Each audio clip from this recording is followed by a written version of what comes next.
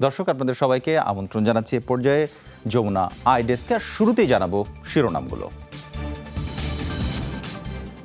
ফ্রান্সে গির্জার কাছে ছুরি নিয়ে হামলা, 3 জনের মৃত্যু। প্যারিসের ধর্মীয় বিদ্বেষমূলক আচরণের বিরুদ্ধে মুখ খুলছেন মুসলিম রাষ্ট্রনেতারা।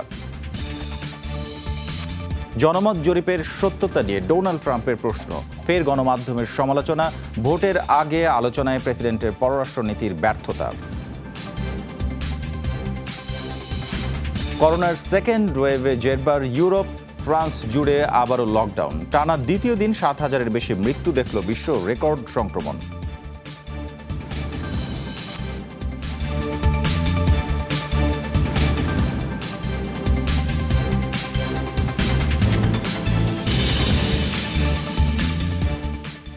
শিরোনাম দেখছিলেন, এইসব খবরের বিস্তারিত নিয়ে আপনাদের সঙ্গে থাকছি আমি শামসুজ্জোহা।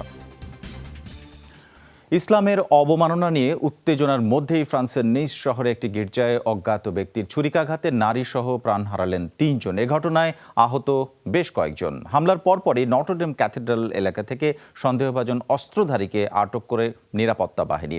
এখনও তার নাম পরিচয় প্রকাশ করা হয়নি। আক্রমণের মোটিভ জানা না গেলেও একে সন্ত্রাসী তৎপরতা আখ্যা দিয়েছে প্রশাসন। গণমাধ্যম বলছে হামলাকারী ব্যক্তি মুসলিম। গির্জার আশপাশের এলাকা ঘিরে ফেলা হয়েছে কঠোর নিরাপত্তার চাদরে। বাসিন্দাদের চলাচলেও সতর্কতা জারি করেছে কেন্দ্রীয় স্বরাষ্ট্র মন্ত্রণালয়। পার্লামেন্ট অধিবেশনে নিস হামলায় নিহতদের স্মরণে 1 মিনিট নীরবতা পালন করেন ফরাসি আইন প্রণেতারা।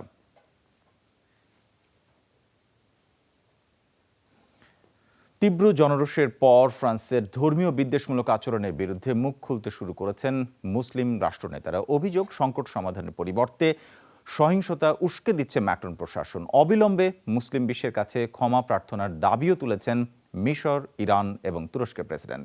এদিকে পণ্য বয়কট আর কূটনৈতিক সম্পর্ক ছিন্নের দাবিতে বহাল আছে বিক্ষোভ।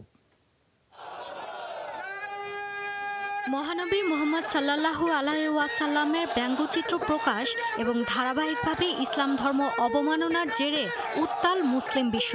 দেশে দেশে চলছে পণ্য বয়কট, উঠেছে কূটনৈতিক সম্পর্ক ছিন্নের জোরালো দাবিও।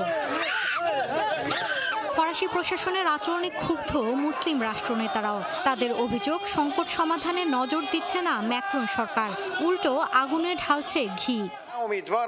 মহানবীকে অসম্মান করা বাহাদুরির কাজ নয়, এটা স্রেফ কাপুরুষতা। এর মাধ্যমে সহিংসতাকে আরো উস্কে দেওয়া হলো। পশ্চিমাদের বোঝা উচিত, মুসলমানদের ভালোবাসার জায়গা নবী করিম সাল্লাল্লাহু আলাইহি সাল্লাম। ব্যঙ্গচিত্র প্রকাশের মতো ধৃষ্টতা যারা দেখিয়েছে, অবিলম্বে ক্ষমা প্রার্থনা করুন। ইসলাম ধর্মকেও তারা সম্মান জানাবেন, এটাই প্রত্যাশা। রাসূল সাল্লাল্লাহু আলাইহি ওয়াসাল্লামকে অপমান করার অর্থ ইসলামের অসম্মান। যারা এই ধর্মীয় মতাদর্শের অনুসারী নন, তাদের মাথা ব্যথা নাই থাকতে পারে, কিন্তু 150 কোটি মুসলিমের বিশ্বাস নিয়ে খেলা করবেন না, ফল ভয়াবহ হতে পারে। তবে গোড়া থেকেই সবচেয়ে সরব তুর্কি প্রেসিডেন্টকে নিয়ে চলছে কূটনীতি, রাজনীতি। তাতে পরোয়া করছেন না এরদোগান। যারা প্রিয় নবীকে নিয়ে ব্যঙ্গ করে, তাদের থেকে আর কি আশা করা সম্ভব? আমার কার্টুন নিয়ে দুঃখবোধ বা আক্রোশ নেই, বরং এর সাথে মহানবী সাল্লাল্লাহু আলাইহি ওয়াসাল্লামকে মেলানো হচ্ছে। এটা গুনাহের কাজ। ফ্রান্স বা ইউরোপের অন্যান্য দেশের কাছ থেকে এ ধরনের উস্কানিমূলক বার্তা প্রত্যাশিত নয়। তারাই ঘৃণার বীজ বপন করছে। তুরস্ক ও ফ্রান্স পারস্পরিক টানাপোড়েন থেকে শিগগিরই বেরিয়ে মূল সংকটের দিকে নজর দেবে, এমন আশাবাদ ব্যক্ত করেছে যুক্তরাষ্ট্র। মৌলি ইসলাম, যমুনা নিউজ। আর 4 দিন পরেই যুক্তরাষ্ট্রে ভোট। কে যাবেন হোয়াইট হাউসে? ডোনাল্ড ট্রাম্পই ফিরবেন দ্বিতীয় মেয়াদে, নাকি জো বাইডেনের হাত ধরে ফিরবে ডেমোক্র্যাটরা? থাকছে মার্কিন নির্বাচনের খবর।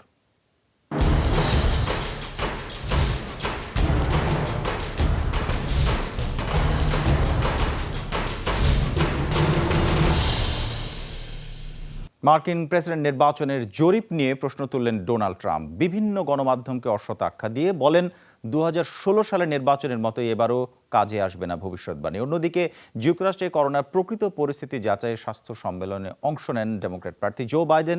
তিনি বলেন, প্রেসিডেন্টের জন্য মাশুল গুনতে হচ্ছে মার্কিনীদের। যুক্তরাষ্ট্রের 47তম প্রেসিডেন্ট নির্বাচনের বাকি আর মাত্র কদিন। ইতোমধ্যে আগাম ভোট পড়েছে প্রায় 8 কোটি। রিপাবলিকান পার্টির প্রার্থী ট্রাম্পের পর ডেলাওয়ারে আগাম ভোট দিয়েছেন ডেমোক্রেটিক প্রতিদ্বন্দ্বী জো বাইডেনও। বুধবার কোনো প্রচারণায় অংশ নেননি ৭৭ বছর বয়সী এ নেতা, বরং দেশ জুড়ে করোনা ভাইরাসের ঊর্ধ্বমুখী সংক্রমণের মধ্যে প্রকৃত পরিস্থিতি সম্পর্কে অবহিত হতে অংশ নেন জনস্বাস্থ্য বিষয়ক সম্মেলনে। করোনা মহামারীর বিরুদ্ধে লড়াই শুরুর আগেই ট্রাম্প প্রশাসন পরাজয় মেনে নিয়েছেন বলেও করেন সমালোচনা। এক সপ্তাহ হয়নি, white house chief of staff বলেছেন আমরা মহামারী নিয়ন্ত্রণ করতে পারছি না। মার্কিনীদের এটা পাওনা ছিল। অনেক বড় বড় কথা বলেন ট্রাম্প, কিছু করে দেখাতে পারেন না, কিছু করতে চানও না। আবার ক্ষমতায় এলে আরো বেপরোয়া হয়ে উঠবেন তিনি। এমন এক রাষ্ট্রপ্রধানের জন্য আরো 4 বছর মাসুল গোনার সামর্থ্য যুক্তরাষ্ট্রের নেই। অন্যদিকে অ্যারিজোনায় নির্বাচনী প্রচারণায় জনমত জরিপের আভাস নিয়ে প্রশ্ন তোলেন প্রেসিডেন্ট ট্রাম্প। বলেন, ভুয়া জরিপের সহায়তায় বেশি দূর যেতে পারবেন না ডেমোক্র্যাট প্রার্থী। সকাল শুরু হলো আরেকটা ভুয়া জরিপ দিয়ে। উইসকনসিনে ট্রাম্প 17 পয়েন্ট হারালেন। 4 বছর আগেও এসব ভুয়া ভবিষ্যৎবাণী করেছিল অসৎ গণমাধ্যমগুলো, কিন্তু আখেরে লাভ হয়নি। আমার জন্য ভোট মানে মধ্যবিত্তের কর কমানো, স্বচ্ছ বাণিজ্য ব্যবস্থা, কঠোর সীমান্ত নীতির পক্ষে ভোট দেয়া। বাইডেন ক্ষমতায় এলে এসবের উল্টোটাই করবেন। অ্যারিজোনাতে প্রচারণা চালিয়েছেন ডেমোক্রেটিক ভাইস প্রেসিডেন্ট প্রার্থী কমলা হ্যারিসও, আর উইসকনসিনে সমাবেশ করেছেন ভাইস প্রেসিডেন্ট মাইক পেন্স। বর্ণবাদ বিরোধী বিক্ষোভের মাঝেই আসছে ভোট, তাই সহিংসতার আশঙ্কাও করছেন মার্কিন ব্যবসায়ীরা, নিচ্ছেন সতর্কতামূলক ব্যবস্থা। নুসহাত কামাল, যমুনা নিউজ। নির্বাচনের আগ মুহূর্তে আলোচনায় ডোনাল্ড ট্রাম্পের পররাষ্ট্রনীতি। অনেকের মত 4 বছরে বিশ্বজুড়ে যুক্তরাষ্ট্রের প্রভাব কমেছে। সবচেয়ে ক্ষমতাধর দেশের প্রেসিডেন্ট হয়েও আন্তর্জাতিক নানা ইস্যুতে তিনি ব্যর্থ। এক প্রকার সিদ্ধান্ত আর উগ্র জাতীয়তাবাদের কারণে মিত্রদের সাথেও বেড়েছে দূরত্ব। বিশ্বের সবচেয়ে প্রভাবশালী নেতা হিসেবে একদিকে যেমন রয়েছে ক্ষমতা, পাশাপাশি দায়িত্বের ভারটাও কম নয়। নানা সংকটেই নেতৃত্বের ভূমিকায় থাকতে হয় মার্কিন প্রেসিডেন্টকে। গেল 100 বছরের ইতিহাসে যুদ্ধ, সংঘাত, মহামারীর মতো নানা সংকটে অগ্রগামী ভূমিকা রেখে এসেছেন মার্কিন প্রেসিডেন্টরা। তবে গেল 4 বছরে বদলে গেছে দৃশ্যপট। জাতীয় ও আন্তর্জাতিক বিভিন্ন সংকটের সমাধান তো দূরের কথা, নানামুখী বিতর্ক সৃষ্টি করে আলোচিত সমালোচিত হয়েছেন ডোনাল্ড ট্রাম্প। ফলে রাষ্ট্রপ্রধানদের মধ্যে সবচেয়ে আস্থাহীন হিসেবে বিভিন্ন জরিপের শীর্ষে অবস্থান তার। ক্ষমতা আসার পর প্রশান্ত মহাসাগরীয় দেশগুলোর জোট টিটিপি থেকে যুক্তরাষ্ট্রকে প্রত্যাহার করে নেন ট্রাম্প। পণ্য আমদানিতে অতিরিক্ত শুল্ক আরোপ করা হয় কানাডার ওপর। প্যারিস জলবায়ু চুক্তি থেকেও সরে আসেন। নিজের একরোখা অবস্থান আর উগ্র জাতীয়তাবাদী নীতি নিয়ে এগুলোর ফলে দূরত্ব দেখা দেয় মিত্র দেশগুলোর সাথে। তবে যুক্তরাষ্ট্র ইউরোপ মিত্রতার সবচেয়ে বড় চির ধরে ইরান ইস্যুতে। ইরান আর 6 জাতি চুক্তি থেকে যুক্তরাষ্ট্র বেরিয়ে যাওয়ায় হতাশার ক্ষোভ জানান ইউ নেতারা। ইরানের সাথে যুদ্ধ বাঁধার উপক্রম হয়। সব মিলিয়ে কূটনৈতিকভাবে বড় সংকটের মুখে পড়ে যুক্তরাষ্ট্র। পররাষ্ট্রনীতি নিয়ে সার্বিক যে চিন্তা এবং পরিকল্পনার প্রয়োজন, সেটার ঘাটতি ছিল ডোনাল্ড ট্রাম্পের। উনি কূটনীতির চেয়ে বেশি জোর দিয়েছেন চীন ইস্যুতে, বাণিজ্য বিষয় নিয়ে। ফলে মিত্র দেশগুলোর সাথে সম্পর্কের শিথিলতা তৈরি হয়েছে। No administration has been tougher on China than this administration. Trump শাসনামলে সবচেয়ে বড় সংকট অবশ্য চীনের সাথে। যুক্তরাষ্ট্রের সাইবার হামলা, নির্বাচনে হস্তক্ষেপ, ডেমোক্র্যাট প্রার্থী বাইডেনকে সমর্থনের মতো ইস্যুতে চীনকে দায়ী করে আসছেন ট্রাম্প। দেশটির সাথে মার্কিন বাণিজ্যে সবচেয়ে বেশি ঘাটতি দেখা দেয় তার আমলেই। ফলে সিদ্ধান্ত নেন অতিরিক্ত কর আরোপের। চীনের পাল্টা পদক্ষেপে দেখা দেয় বাণিজ্য যুদ্ধ। তবে উত্তর কোরিয়ার সর্বোচ্চ নেতা কিম জং উনের সাথে বৈঠক এবং দেশটির পরমাণু অস্ত্র তৈরির চেষ্টা থেকে নিবৃত্ত করার উদ্যোগকে ট্রাম্পের সফলতা হিসেবে দেখছেন বিশ্লেষকরা। মুশফিকা হাসান, যমুনা নিউজ। করোনা ভাইরাসের প্রকোপ ঠেকাতে ফ্রান্সে দ্বিতীয়বারের মতো জারি হচ্ছে লকডাউন। বুধবার প্রেসিডেন্ট ইমানুয়েল ম্যাক্রন জানান, শুক্রবার থেকে কার্যকর হবে নিষেধাজ্ঞা, বহাল থাকবে গোটা নভেম্বর মাস। ইউরোপের অন্যান্য দেশগুলোতেও সেকেন্ড ওয়েভ ঠেকাতে বৃদ্ধি পাচ্ছে কড়াকড়ি। মহামারীর বিরুদ্ধে লড়াইয়ে $127 মিলিয়ন তহবিল ঘোষণা করল রাশিয়া। এপ্রিলে বিশ্বজুড়ে করোনা সংক্রমণ যখন তুঙ্গে, তখনও ফ্রান্সে দিনে গড় শনাক্তের সংখ্যা ছিল 3000-এর কম। অথচ গত কয়েকদিন ধরে প্রতিদিন 30,000-এর বেশি নতুন সংক্রমণ ধরা পড়ছে। রোগীর চাপ সামলাতে হিমশিম খাচ্ছেন চিকিৎসকরা। মহামারীর সেকেন্ড ওয়েভ ঠেকাতে প্রথম ইউরোপীয় দেশ হিসেবে আবারও দেশ জুড়ে লকডাউন দিল ফ্রান্স, যা গোটা শীত মৌসুমে বহাল রাখার ইঙ্গিত প্রেসিডেন্ট ইমানুয়েল ম্যাক্রনের। ভয়াবহ পরিস্থিতিতে করোনা পরীক্ষা, সতর্কতা, চিকিৎসার সুবিধায় কোনো ফায়দা নেই। এ কারণে শুক্রবার থেকে গোটা ফ্রান্সে জারি হচ্ছে দ্বিতীয় দফা লকডাউন। প্রয়োজনীয় দোকানপাট ছাড়া বন্ধ থাকবে বার, রেস্টুরেন্ট সহ সবকিছু। জরুরি দরকার ছাড়া ইইউ সীমান্তও বন্ধ রাখা হবে। ফ্রান্সই নয়, কোভিড-19-এর নতুন ধাক্কায় বিপর্যস্ত ইউরোপের আরও অনেক দেশ। কড়াকড়ি আর নিত্য নতুন শিষ্টাচার ঘোষণা করছে তারা। করোনা সংক্রমণ হার ঊর্ধ্বমুখী হলে জার্মান স্বাস্থ্য কাঠামো সেই চ্যালেঞ্জ গ্রহণ করতে পারবে না। সে কারণে এখনই কঠোর পদক্ষেপ গ্রহণ করতে হবে। নভেম্বরের 2 তারিখ থেকে আংশিক লকডাউনে যাবে জার্মানি, যা পরিস্থিতি বিবেচনায় গোটা ডিসেম্বর পর্যন্ত বহাল থাকবে। বাড়তে পারে কড়াকড়ির পরিধি। এদিকে করোনা ভাইরাসের প্রকোপে জেরবার অঞ্চলগুলোর জন্য শীত মৌসুমের আগেই $127 মিলিয়ন তহবিল ঘোষণা করলেন রুশ প্রেসিডেন্ট ভ্লাদিমির পুতিন।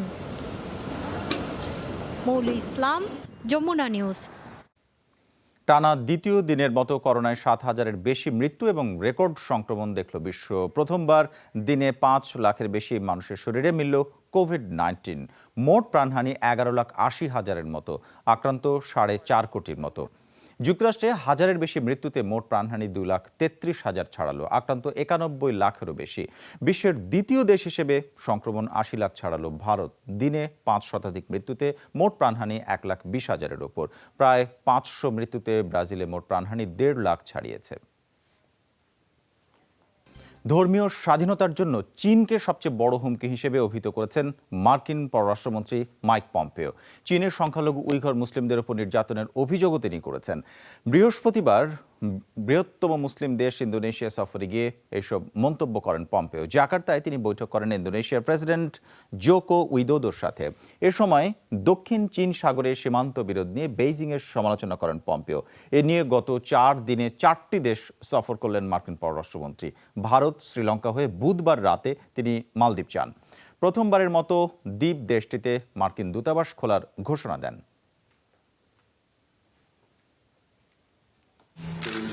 ইন্দোনেশিয়া বিশ্বকে দেখিয়েছে কিভাবে খ্রিস্টান, বৌদ্ধদের সাথে মিলেমিশে থাকতে পারে মুসলিমরা।